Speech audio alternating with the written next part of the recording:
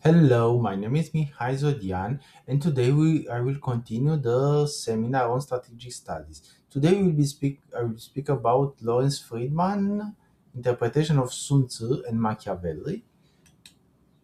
Okay, this now let me share the PowerPoint. So here are the themes. We have an introduction, main arguments, case studies, definitions. These are kind of the general structure of seminars. Then I will speak about some specifics like the BMET's duality, cunning and culture, Sun Tzu and Machiavelli recommendations and perspectives, and some review questions. Okay, so the basics is this book. Lawrence Friedman is a professor of military history and also strategy at King's College, and is an important British thinker about the use of force. And I wanted to show how an important contemporary strategist sees the classics. So he wrote a chapter on Sun Tzu, who's known for his Art of War. This is a Romanian edition of the Art of War. It's a very nice edition. I actually have like five or four or five editions of Art of War. Is very popular. And then I will speak about Niccolo Machiavelli, the Prince, and his another book, Art of War. And it was interesting to see how Lawrence Friedman reads them. So it's a strategist speaking about strategies. Okay, this video was part of a course that I taught a few years ago, and I thank Radu Cucută teacher for his permission to use some of these texts and the structure of the course. Now, here is Fifi the cat, who is a good strategist, as we will see. One way to justify this theme, to argue in favor of this theme, is to look at contemporary events. One recent news is the US President Donald Trump threatened to attack Iranian power plants if Tehran, Iran, continue to block the Strait of Hormuz. So we see here a kind of strategic practice, a threat, and the Strait of Hormuz is the strait where an important part of oil passes through. So it's a strategic action which can be judged according to Sun Tzu and Machiavelli's rules. The other news is about Freeman who are accused of conspiracy, and offer China American AE secrets. And this shows a part of strategy, especially in Sun Tzu case, the use of spy to further the national interest, to further strategic interest, and the value of knowledge, of practical knowledge. Okay, so what are the main arguments? One argument is about Sun Tzu, who for Friedman matters more by the idea he proposed.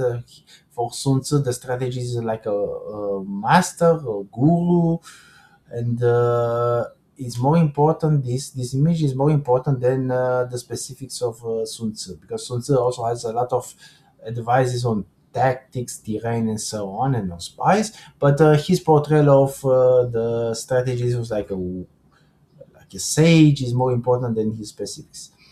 The other the other argument is that for Machiavelli, it's important to have good laws and armies, which means an effective internal organization, and then you can apply, let's say, a moral foreign policy on that.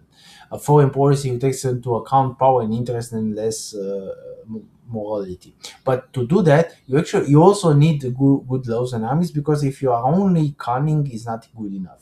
So you need a combination of resources, good fundamentals, and strategy. The third argument is that preference for cunning, for trickery, is not related to a specific culture. It is found in both Sun Tzu and Machiavelli's works, who share other common features like they recommend flexibility, they also recommend knowledge. So this trickery, cunning, flexibility, and knowledge are basically the common feature of Sun Tzu and Machiavelli, the way Lawrence Friedman see them. There are several case studies which will illustrate ideas developed here. One is guerrilla warfare. Guerrilla warfare is and terrorism are actually based on cunning. They are not based on direct confrontation. They avoid the direct confrontation because they are in a like weaker position. So for guerrilla, the important thing is to find a safe haven, and consolidate its forces. Then go to an offensive. But this stage of retreat and consolidation can last for years and years and years. And during this period, the guerrilla must avoid the conventional army of the enemy, because if guerrilla doesn't do that, the guerrilla will be defeated. And terrorism, it's a strategy who relies on provocation. The point of terrorist attacks is to stimulate disproportionate use of force, and this disproportionate use of force is meant to delegitimize the opposite side. So it's basically a strategy that relies on overreaction. Another example is about Russian aggression against Ukraine and its propaganda. We will see that Sun Tzu recommends to avoid use force when force is not necessary. And Russia tried to conquer Ukraine in a cheap way by taking Kiev. Then it failed. So this is a case of bad strategy that rely on, let's say, bad reading of the strategic context. Also, Russia propaganda tries to win a lot by presenting an image of power, and this practice is designed to avoid spending resources to achieve its gain. This is also has mixed results. A third example is about the American Republic and the balance of power. I mean here the American Republic more like the ideal of the founding fathers, not the United States as the way it is today. Well, you will see in Machiavelli that good laws means a balance of power between the various social classes, and this balance of power of in Machiavelli's case is the source of the current check and balances philosophy. So you have an executive that balances the legislative and the juridical system. Now, for Machiavelli, the balance was about social classes, the rich and the poor. But the idea is the same, that balance and equilibrium can lead to a reduction in power struggles. Fourth example, it's about China. So China switched in the last 3 decades from a indirect strategy proposed by Deng Xiaoping, which was quoted to say that one must hide his power, to Xi Jinping, who actually follows now a more direct strategy of confrontations and of assertiveness. It's more assertive. So it's not always good to be assertive, according to Sun Tzu, and also according to Machiavelli, as we will see. And the last example of strategy is how to use technological and economic competition as a substitute for war. This is a case where the use of power, the use of direct force is too costly, and one way to avoid that is to rely on economic and technological advantages. So all these five cases can be justified by reference to Sun Tzu or Machiavelli. Now, let's look at some definitions. One definition from Lawrence Freedman text is the distinction between be and metis, which are ancient Greek words. They are reference to Homer and to the, let's say, epic tradition. So this is a distinction between force and wisdom. So you can win by force, or you can win by trickery. And this distinction is fundamental for Lawrence Friedman, and for the strategic thinking, Lawrence Friedman will recommend a conciliation between them. So you can use force and you can rely on wisdom, but you must have a bit of both to be a good strategist. Then there are another concept is stratagems. This is an ancient Greek word, not ancient Greek word, which meant trickery, cunning, deception, and there was also used in strategic debates, in strategic text. Another concept is the traditional meaning of strategy, which you can see in Frontinus, which is a old traditional writer, which means strategy as the art of the commander, which the commander does for to achieve these greater goals are part of strategy. And the last concept is the concept of Ji, which is about wisdom, knowledge, intelligence from Chinese, and so on. Ancient Chinese. This will be it's to be found a lot in Sun Tzu. So it is basically more or less a synonym for metis. Okay, so let's start the text as such, the chapter. What is about this duality between Bia and metis? Well, as we talk about, it's about force and wisdom, and also it's sometimes interpreted in cultural terms inside of the Western tradition. The contrast between ancient Greeks and the Fifi is playful here. Okay, the cultural contrast between ancient Greeks and Romans. It also can mean a contrast between strategies and stratagems for Lawrence Freedman. And also, Lawrence Freedman emphasized the role of Ji, the concept, the term of Ji in Sun Tzu, which also means wisdom and cunning. So we see there are comparison between culture. Oh, this cultural thing is more general because there are cultural prejudices, also cultural interpretations. So François Julien made a parallel between Sun Tzu and the way Chinese language works by in a somehow indirect manner, and there is a contrast here with Athenians, which in the speeches recorded by Thucydides are more direct. Another writer who's a neoconservative, Victor Davis Hanson, made a theory about the Western way of war, which is supposedly based on direct fight. And this tradition has its origin in ancient Greece, where the rich farmers were hoplites, and they went to war to defend their land. So this is the Western way of war in Davis Hanson interpretation. But this interpretation is contested. For example, Beatrice Heuser argued that cunning is also to be found in the European strategic culture as a rule, so you should be cunning too. So it's not that Western culture is about fighting, other culture are about cunning. This is a common idea. And Lawrence Freeman thinks that local conditions matter more than culture for strategy. He suggests a compromise between these interpretations. Sorry, I must move the cat a little. Okay, this is the second tip. Now let's look at Sun Tzu. Sun Tzu is very, very popular. Sabaton has a song about his art of war.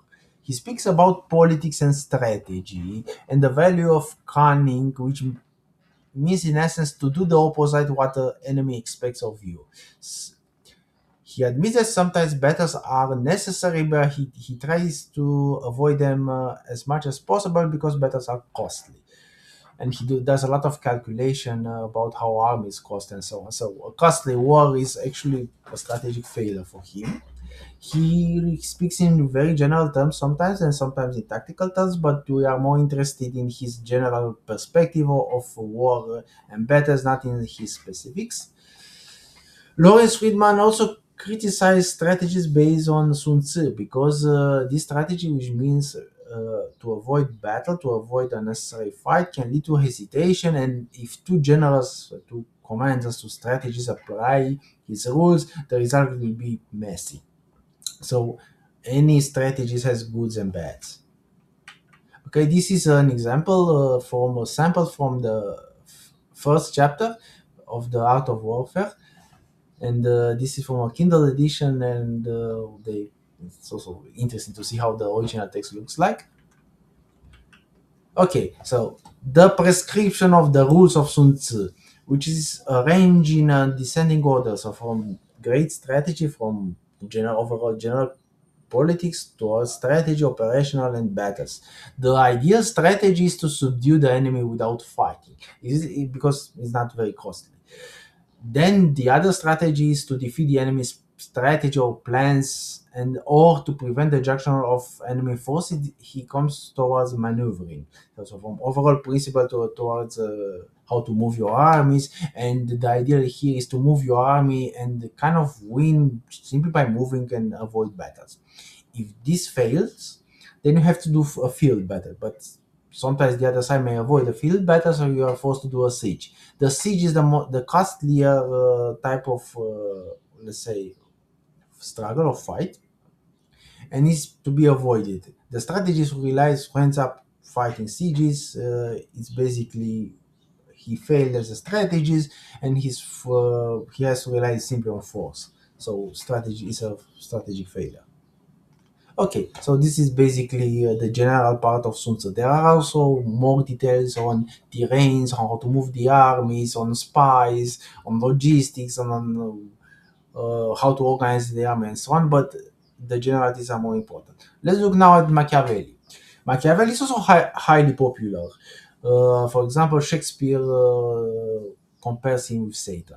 So he's taught as the symbol of evil and cunning politician. And the And it's true that Machiavelli make a contrast between the and the humanistic morality and the reality of politics. He thinks that because human nature is evil, uh, politics is evil. And even if politics is evil, still there can be a lesser evil. This lesser evil means to fight for glory and to fight for honor and to achieve some degree of peace. To achieve this degree of peace and honor, you must have some several qualities. The most important quality for Machiavelli is to adapt to circumstances. So this there is fortune, luck, but luck is not enough. You also must know how to play. And the best way to know how to play is to understand and to adapt to circumstances, to avoid any fixed rule. These strategies require, for it's a quote almost, good arms and good laws. Now, good arms is basically for Machiavelli means a citizen army, because a citizen army means that a state or a prince is self-reliant, and good laws, the law part is developed not in prince but in discourses, and good laws mean actually a balance of power between the rich and the poor. A good leader is also capable of building a reputation for morality, and this reputation for morality means that force will only be used rarely. So if force is used rarely, a policy is efficient. So this he is much more like Sun Tzu. Okay, this is a fragment from The Prince, and Quentin Skinner, who is another historian of ideas, argue that these fragments come from Machiavelli's diplomatic report, were former secrets, and he put them in The Prince. So basically, you can see how a diplomatic report from Renaissance look like. Here he criticized Cesare Borgia, who was a military leader, Pope's son, and when his father died, he agreed to allow Julius II, the future Julius II, to become the new pope. And this was a mistake because he underestimated Julius' hate for him, and he basically lost the political struggle because of this mistake. So this is how an original, close to original diplomatic report from Renaissance looked like. Now, Machiavelli also has a general part and some prescription. The main prescription is to be adaptable, to be flexible, and to understand the circumstances and follow them. He makes a distinction between foxes and lions, and this distinction is important because he argues that human nature is bad, so you must look for animals for examples. So the lion is very strong, but the lion is not very smart, and the fox is strong. The fox is smart, but it's not always strong. So the ideal leader should balance fox's cunning and lion's strength. So that's basically Machiavelli in essence. You also need to build a reputation for honesty, charity, gentleness, and so on, and religion.